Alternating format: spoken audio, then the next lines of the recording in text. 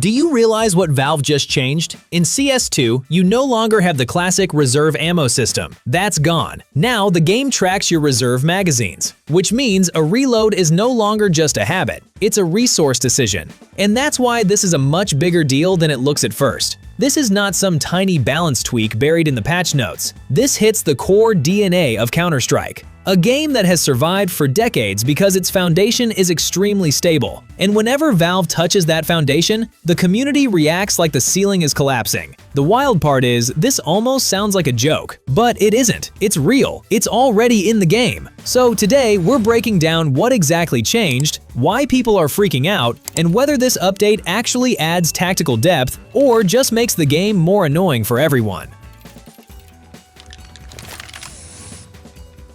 Now, let's break down what actually changed. Before this update, Counter-Strike was simple. You had a magazine, you had reserve ammo, you fired, reloaded, pulled bullets from the reserve pool, and kept going. That logic is gone. With the new system, the game no longer tracks a single reserve ammo pool. It tracks reserve magazines, and that changes the entire feel of resource management. You now have a limited number of reloads. Once those magazines are gone, that's it. You play the rest of the round with what you have left. And this is exactly where old habits get punished. Because for years, a lot of players reloaded automatically. Short fight, press R, move on. No thought behind it. Now, that same reload can cost you a magazine you might desperately need 20 seconds later. So, for the first time in a long while, the game is forcing players to think not just about shooting, but about whether they even should reload in that moment. On paper, it sounds like a small systems tweak. In reality, it creates a whole new discipline inside the round.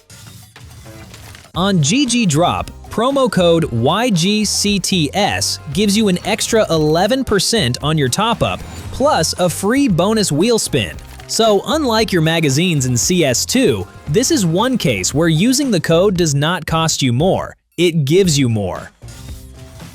So why did people react this hard? Because Counter-Strike is not a game where the community casually accepts deep changes. This is a scene where players can argue for years over one smoke, one footstep sound, one tiny map angle. So when you touch a core mechanic, the reaction is immediate. And honestly, that reaction makes sense. The strength of Counter-Strike has always been stability. You launch the game and the foundation is supposed to be solid. Sure, patches can be controversial. Sure, the meta can shift. But the core rules are expected to feel reliable. And that's exactly why this hit so hard. Valve changed something most players never even thought about as a mechanic. Reserve ammo felt invisible. It was just part of how Counter-Strike worked. You didn't actively think about it, it was simply there for 20 years. So the moment that invisible layer changes, people don't say, "Interesting, this adds tactical depth." They say, "Why are you touching this at all?" That's why the backlash is bigger than just the magazine system itself. It's also about the feeling that Valve once again changed something fundamental that players never asked them to touch. And in Counter-Strike, that's always enough to start a war. And this is where the update stops being theory and starts punishing real player habits. Because how many people actually play Counter-Strike on autopilot? You take a fight, you press reload. You leave an angle, you press reload. 2 quiet seconds pass, you press reload again.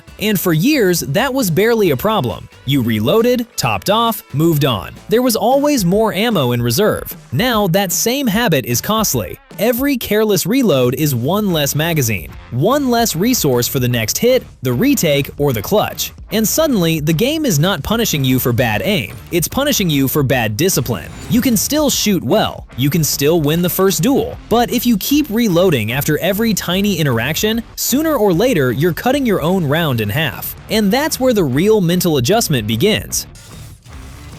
But the most interesting part starts when this system stops affecting habits and starts affecting weapon balance. Because now, guns don't just feel different because of damage, recoil, or fire rate. They also carry a different punishment level for every careless reload, and that creates some very real consequences. Take the old USPS versus P2000 debate.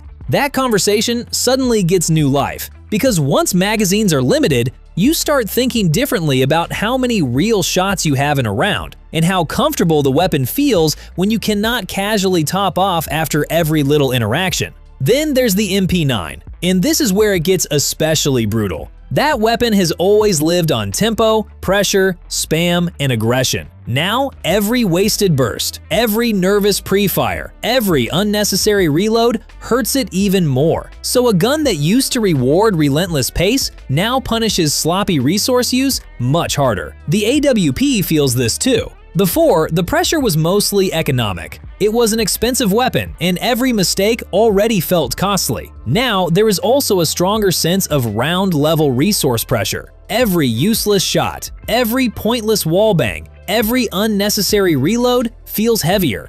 And in long rounds, ammo starts feeling like part of the economy inside the round itself. Under this system, it doesn't feel quite as comfortable as before. Less room for careless reloads, less freedom for spam, less flexibility in longer rounds. And because of that, the M4A4 suddenly starts looking more attractive for some players, simply because it gives you more breathing room. And that's the really fascinating part. Valve didn't directly rebalance the whole arsenal on paper, but by changing the magazine system, they indirectly changed how players evaluate weapon strength, pacing, and comfort, not just by stats, but by resource pressure. And this brings us to the most important question. Why did Valve do this at all? Because at first glance, the whole system can look like change for the sake of change. It feels like one of those updates where something old gets replaced by something new, and the immediate reaction is, okay, but why? But if you look deeper, there is a clear design logic behind it. Valve seemed to want shooting decisions inside the round to carry more weight, not in terms of money, in terms of commitment. And this is where the update starts splitting players into two very different groups. Because for strong players, for the pro scene, for people who already think 2 steps ahead, you can absolutely see added depth here. You are no longer just shooting, you are managing tempo, you are managing resource. You are deciding in advance where an extra burst is worth it and where a cleaner, more disciplined fight makes more sense. So yes, the skill ceiling may genuinely rise, but the moment you step outside that high-level perspective and look at the average player, the picture changes. For public match players, for newer players, for people who are already trying to keep track of radar, utility, timings, economy, and positioning, this does not feel like a new tactical layer. It feels like one more thing to worry about. Now they are not just trying to hit shots, take good fights, and avoid dumb deaths. They also need to think about how many magazines are left, when reloading is correct, when it is wasteful, and whether half their round resource disappeared because of an old habit. The update feels very Valve. They took a part of the game almost nobody was actively asking them to change, touched something foundational, and now the entire community is running in circles trying to decide whether it is genius or completely unnecessary. And the funny part is, it is not easy to call this change outright bad, because there is real logic behind it. There is now a cost to spam, a cost to careless reloads, a cost to playing on autopilot. The change is controversial. For some players, it adds depth. For others, it adds friction. But no matter how you feel about it, ignoring it is no longer an option, because now it is part of the game, part of your decision-making, part of your mistakes, and part of your skill ceiling too. So players will have to adapt, reload with intention, spam less carelessly, rely a little less on reflex, and a little more on discipline. I'm Dale, and in CS2, winning is no longer just about shooting well. It is also about not wasting your own round like an idiot. That's it for today. Wishing you nothing but absolute banger games.